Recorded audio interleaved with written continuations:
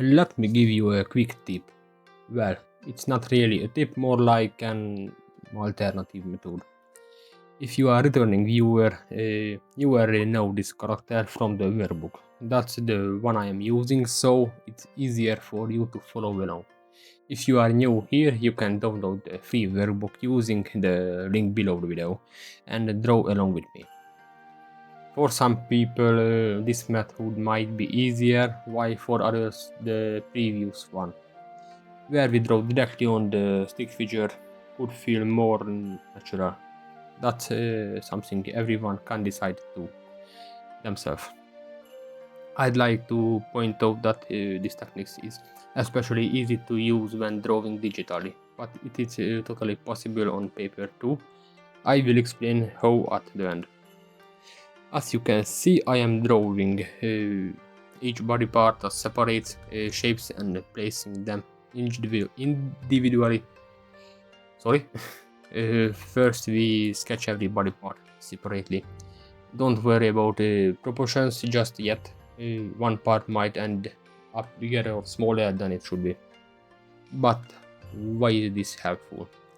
Because if you don't think of them as body parts, just simple shapes, it's easier to get the proportions right. Try using this way of seeing. Even if you are drawing with the other methods I showed in previous video, it can make things a bit easier maybe.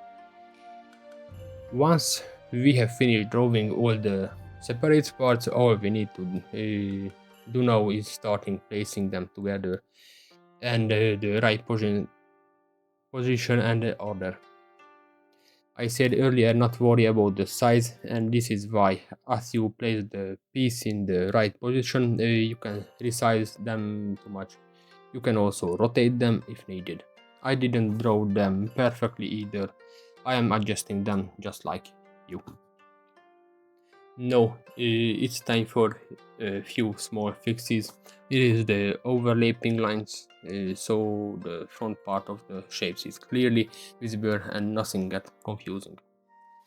And from here on, we move to the usual method. Draw over everything on a new layer. If there are mistakes, this where you can fix them. You might have noticed I am adding a little hatching lines to the parts again, but what are they for? Honestly, they are just visual markers. They don't serve any real purpose. I just use them to make it easier to see which side of each from is the front of the side. Nothing fancy. But finally, if you are working on paper, how do you do this? Well, you draw the separate parts the same way just like I did here, but instead of edging and resizing them, you simply rid of the character. This time already arranged, but do it piece by piece and only focus on one part at a time. Think of them as boxes or cylinders, not as body parts.